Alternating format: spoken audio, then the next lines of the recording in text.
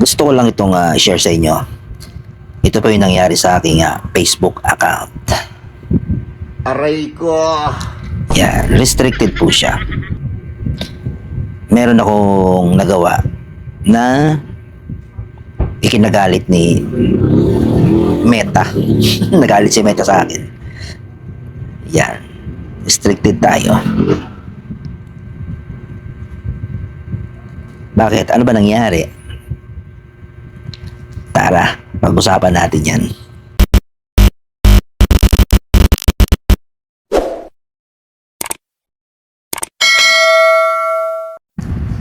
Ayun nga. Kasi nga, meron akong nai-upload na video na nag-viral siya. Nag-viral po talaga. Siguro mga ano lang ilang oras lang yun. Nakapag-gain siya ng views na 1,000,000. So, mga ilang oras lang yun. Tapos tumaas po yung aking followers. Hanggang sa umabot yung views niya ng 2.5 million views. Yun. Pagkarating niya ng 2.5 million views, bigla ako naka-receive ng warning. Yung warning, nagkaroon ako ng warning. So, ang ginawa ko, agad-agad, umapila ako. Nag-granted yun. Pagkatapos niya mag-granted, okay na. Warning pa lang nung una. Lumipas yung 2 araw, bigla uli niya nagkaroon uli ng restriction. Yun. Doon na ako nagulat. Tapos nga yun, inano ko, na umapila ako, wala pang naging result yung apila ko. Kaya nakalagay doon yung suspension ko is hanggang August 28. Pero yung earnings niya is hanggang October 29, parang ganun. Pero hindi pa ako nag-earn hindi pa ako kumikita. Kasi nga, newbie pa lang ako. Nagkaroon lang ako ng 12. Dati kasi ng aking followers kasi is nasa 3,400 followers lang ako dyan. Nung nag-viral yung videos ko na yon, biglang naging 12,700 followers ako. Yun, mapapasin niyo po dyan. Kung titingnan, check niyo po sa aking Facebook kung gusto niyo makita ng aking followers. Umabot po yan ng 12,700 followers. Doon ako nagkaroon ng nagsimula ng restrict nang mabot yon. Kasi sa totoo lang, kung dati, kapag tayo nagpo-post, pinupush natin na nang mag-viral, yung dati yon, para mag-gain siya ng views at mag-gain siya ng followers. Pero kasi ngayon, iba na. Kapag ang videos mo na na-upload is nagba-viral siya ng 1 oras, 2 oras, medyo may kakaiba ang tingin sa'yo ni algorithm. Kaya medyo dapat kabahan ka na. Kabahan ka. At kapag nangyari yun, agad-agad, dapat mag-report ka. Kaya nga mas maganda, kung ikaw ay gagawa ng videos, mag-upload ng videos, mas magandang lumipas yung 1, 2 araw, 3, bago siya magba-viral. Para walang question. Ano po? Kasi meron ako napanood na isang tutorial na ganyan ang sinabi. Kapag ang videos mo nag-viral, 1 oras, 2 oras lang ang pagitan, at nag-viral siya, nag-gain siya ng 1,000,000 views, kabahan ka. Agad, dapat i-report mo. Yun ang sabi niya. At ito po nga ang nangyari sa aking account at sa aking video na nag-viral. Kasi, meron akong mga nai-upload na viral videos ko rin dati, pero lumipas na yung ilang buwan, siguro mga 3 months. Nag-viral din siya, nag-gain siya ng 1,000,000 views. Opo, nag-viral yun. Pero wala yung naging problema. Pero itong late na in-upload ko, is nag-viral siya, oras lang pagitan, kaya nagkaroon ng issue. Yun ang nangyari sa akin. Kaya sa akin, payo ko sa inyo, kung kayo ay magkakaroon ng viral videos na oras lang, tabahan po tayo. Dapat may report nyo agad. Unahan nyo kagad si algorithm bago kayo maunahan. Kasi kapag nauna si algorithm, bababaan kayo, pag i-issuean kayo ng parang violation sa policy. Parang lumalabas, fake engagement. Parang gumagawa ka ng fake engagement. Ganun po ang pwede niyang ibigay na sa inyo, restriction. Nangyari sa akin. At yung videos na yun, ito po yung ang findings nila rito, yung sexual exploitation.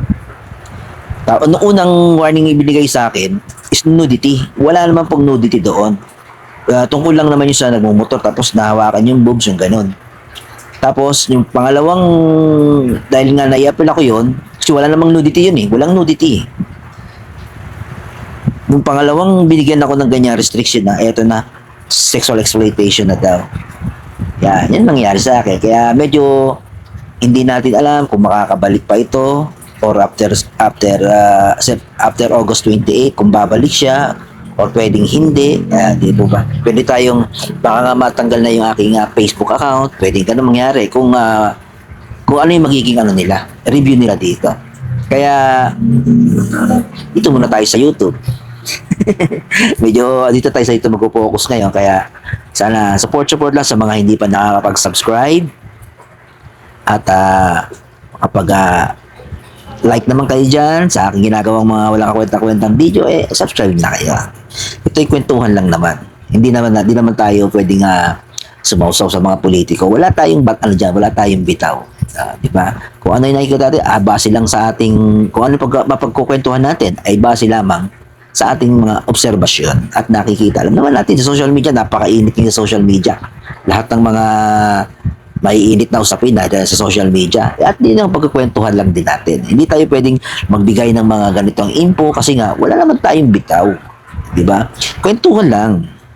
Hindi natin kailangan magmahusay, magmagaling. Hindi naman tayo researcher, hindi naman tayo, di ba? Kasi kailangan pag sumausaw ka sa mga ganyang political, di ba? Mga political vlogging na yan, medyo kailangan dapat knowledgeable ka talaga. Bukod sa knowledgeable ka, well, at least meron kang background ng pagdating sa mga politika o meron kang pinag-aralan para kung sakasaling may mga tanong, question, kaya mo sagutin o kaya mo mapag-aralan. Iba yung mayroong knowledge. Doon sa nakikipagkwentuhan lang tayo para marites lang tayo dito. Kaya suporta na lang po, no? Subscribe po sa aking channel. At ito nga, balik tayo sa aking Facebook account.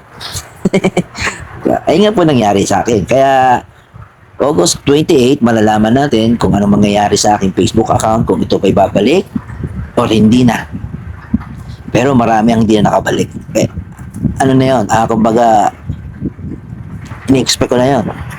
Kasi medyo kung sexual exploitation niya, medyo mabigat yung ipinataw sa akin parusa. Di ba? Kaya sige, okay fine, tanggap ko rin naman. Ang gandang naman natin makapagpasaya.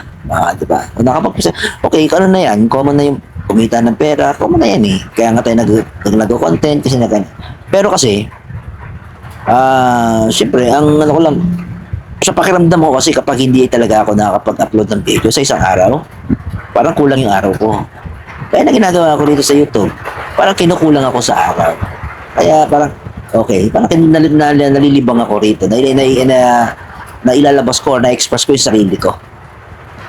At ang isa pa na gusto ko rito, pag kayo naging content creator, parang nawawala yung hiya mo. Na-develop ka. Diba? At hindi lang yun, parang nakakasa ka kung paano ka makapagsalita, kung paano marap sa camera, yung ganun. Nagkakaroon tayo ng skill. Kaya yung pagko-content creator ko sa Facebook na nagkaroon ng violation, medyo, wait. Actually, marami ang taka, nagulat sila sa, hindi namin nakalain na magagawa yung mga ganyang bagay. Diba? Kasi nga, kapag ikaw naging content creator, share ko na rin sa inyo, dapat talaga, aalisin mo yung hiya mo. Walang hiya ka dapat. Kaya, sana bumalik yung aking Facebook account para naman ako pagpatuloy-tuloy tayo. At dito rin po sa YouTube, magtutuloy-tuloy na rin po ako. Konting oras na naman ang inaano ko rito eh. Nilalaan ko rito para makapagawa ko ng content. Para nalilibang na rin ako eh. Sasabihin naman ng iba niya, wala naman kwenta yung content mo. Ayos lang. Fine. Ito nga yung gusto ko eh. Yun lamang po, no, at magandang gabi. Medyo maulan. Kaya di may iniyak sa may boses ko. Thank you.